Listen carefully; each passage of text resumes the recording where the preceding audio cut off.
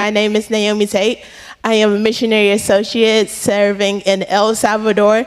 The beautiful, beautiful country of El Salvador is located in Central America between Guatemala and Honduras. Had to think about it. Because I'm like, I know Costa Rica's here. My geography skills are not the best. But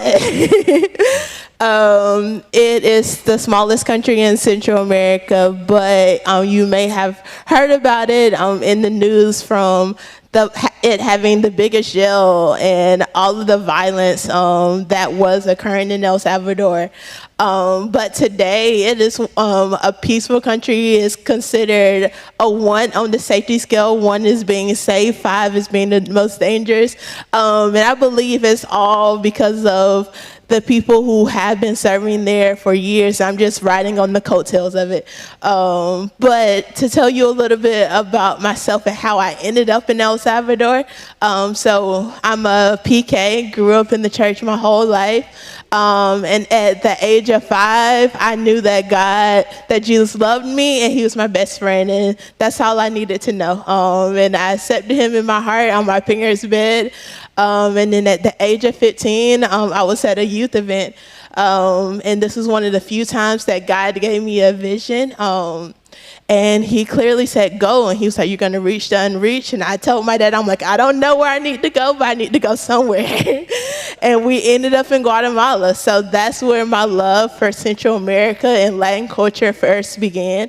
And I kept going on other short-term mission trips to Central America. So I've been to Honduras and served, Costa Rica, and in 2018, I went to El Salvador.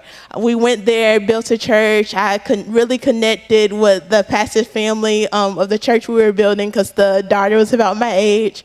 And this is one of the beautiful things about the internet. We were able to stay in contact. And so I went back, finished college,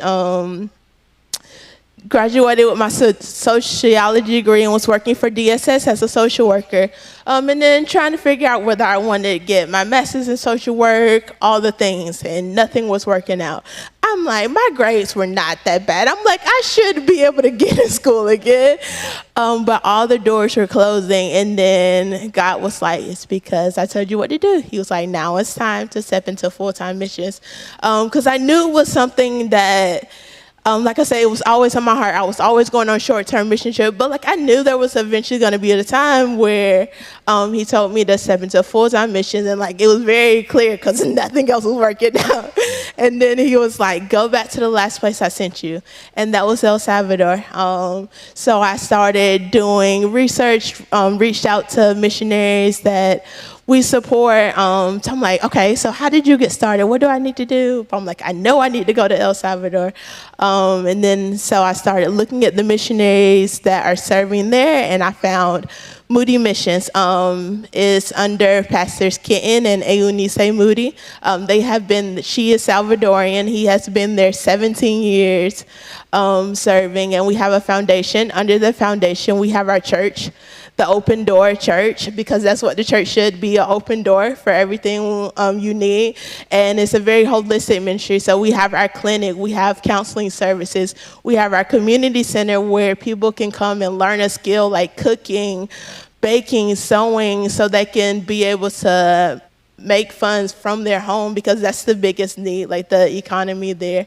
And my main job is working with the youth. So I was like, I wish that the kids could stay, because I'm like, my calling was at a youth. I'm like, there's no junior Holy Ghost. I'm like, when he calls you, wow, it's there. And I'm like, and I knew it from a young age. And I'm like, at our church there, it's 50% kids.